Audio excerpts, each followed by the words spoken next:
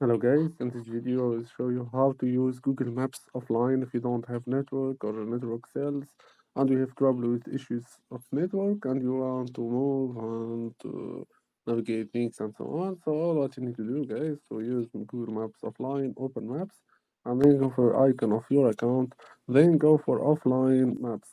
And here guys you will find the which is the local recommended maps or select your own map. I will just go for select our map and here I will just zoom and to use any country that I want to go with. So for sure I will go as long as possible.